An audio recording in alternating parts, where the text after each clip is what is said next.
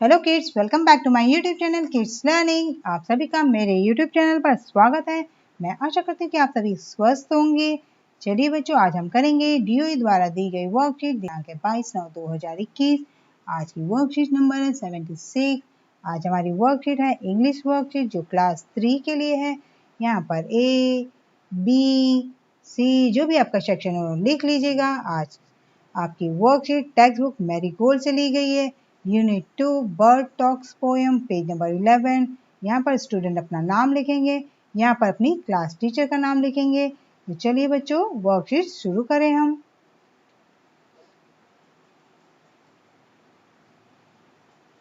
Hello student, hope you all are doing well. Hello बच्चों, मैं आशा करती हूँ कि आप सभी स्वस्थ होंगे। Let us read aloud and enjoy the story given below. यहाँ पर एक स्टोरी दी गई है जिसे आपको जोर जोर से पढ़ना है और एंजॉय करना है। तो चलिए स्टोरी पढ़ते हैं। Far over a hill there lived a little boy named Jagu who had a little dog. The dog likes apple.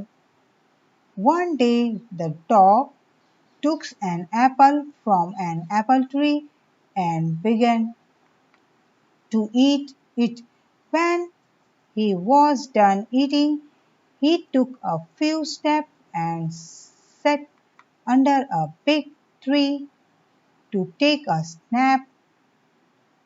When he woke up, he found himself on Jagu's lap.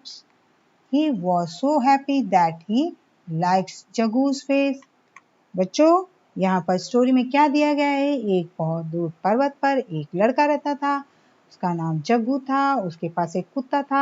उस कुत्ते को Apple खाना बहुत पसंद था। तो कुत्ता एक दिन, देखिए यहाँ पर दिया गया है, कुत्ते को एप्पल खाना बहुत पसंद था। कुत्ते ने One day the dog took an apple tree। वो गया और एप्पल ट्री से एक एप्पल ले आया। Began to eat it। उसे खाया और उसे खाया। When he done the eating, वो अपना खा के कुछ कदम आगे बढ़ा। वहाँ पर एक बड़ा सा पेड़ दिखा उसे। तो उसने सोचा कि मैं इस पेड़ के नीचे थोड़ा सा आराम कर लेता। When he woke up, वो उठा तो उसने देखा he found himself। उसने अपने आप को जग्गू लैप्स में देखा। उसने अपने आप को जग्गू के लैप्स में देखा, घर में मतलब, और लैप्स में देखा, sorry. he was happy that he likes Jaggu face. उसे जग्गू का चेहरा बहुत पसंद है। वो खुश हो गया। उसने अपने आप को जग्गू के लैप्स में देखा था जिसमें जग्गू का फेस देखकर वो बहुत खुश हो गया क्योंकि वो जग्गू को बहुत पसंद करता था। चलिए बच्चों, आगे बढ़ते हैं।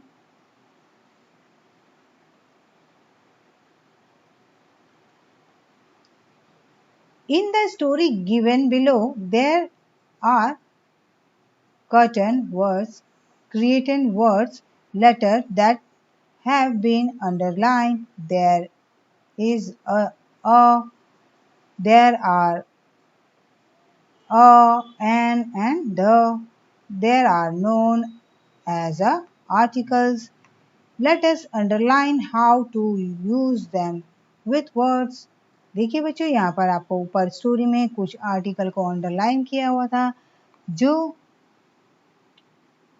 सर्टन वर्ड्स थे। उनमें ए, एन और द, उनको अंडरलाइन किया गया था। इसे हम आर्टिकल कहते हैं।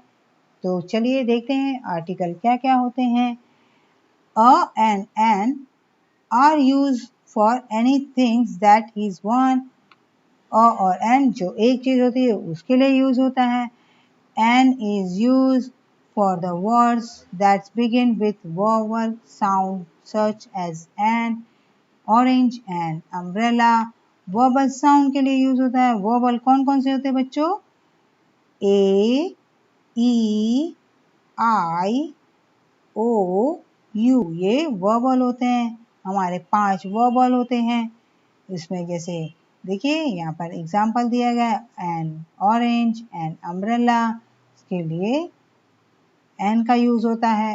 A is use with words that do not begin with wobble sound.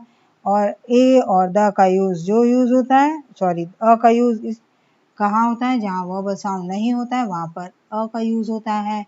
और ये क्या है बच्चों, the is use the specific things whether once or many such as the sun, the tree and or on the hill।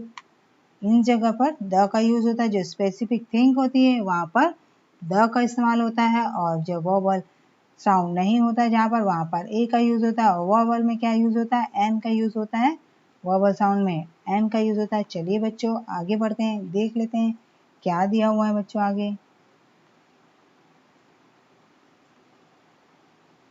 Now let us fill in the blanks with a, an और the का a और n का use करना है इस fill in the blanks में। तो पहला वाला क्या है, dash elephant was playing the drum. तो एलिफेंट क्या है, वोवल की वोवल साउंड है, A E I O U N, sorry A E I O U हमारा वोवल है। तो यहाँ पर क्या लगेगा, एन एलिफेंट, क्या, एन एलिफेंट। सेकेंड वन देखिए, there was dash bird flying in the sky. तो बर्ड वॉज अ फ्लाइंग, यहाँ पर अ आ जाएगा। थर्ड वन देखिए, dash sun rising in the east, the यहाँ पर आएगा the sun rising in the east. Fourth one देखते हैं, there was a dash boy playing in the park, boy was a, there was a boy playing in the park। ठीक है बच्चों, चलिए आगे बढ़ते हैं।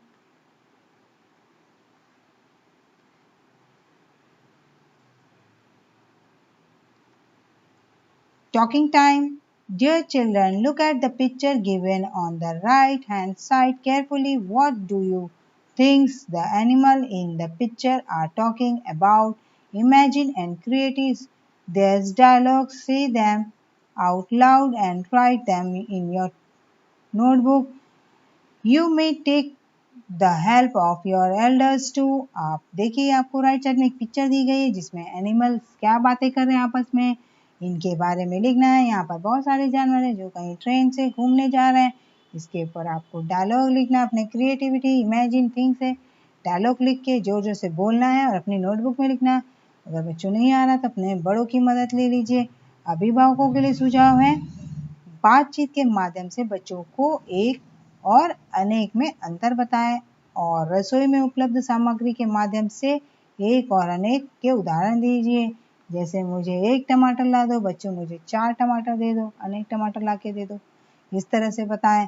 आज का कोविड मैसेज है, जब भी बाहर निकले 2 गज की दूरी बनाए, कोरोना को हराना है तो 2 गज की दूरी बनाना है। और उम्मीद करती हूँ कि आपको मेरी वर्कशीट पसंद आई है। पसंद आई है तो लाइक करें, मेरे चैनल पर नए हैं तो सब्सक्राइब कर दे। अगर सब्सक्राइब कर दे, साथ ही साथ घंटी का बेल आइकन दबा दे, जिससे आपको नोटिफिकेशन मिलती रहे मेरी अगली वीडियो की। तब तक अपना ध्यान रखें, सुरक्षित रहे, बाय बाय।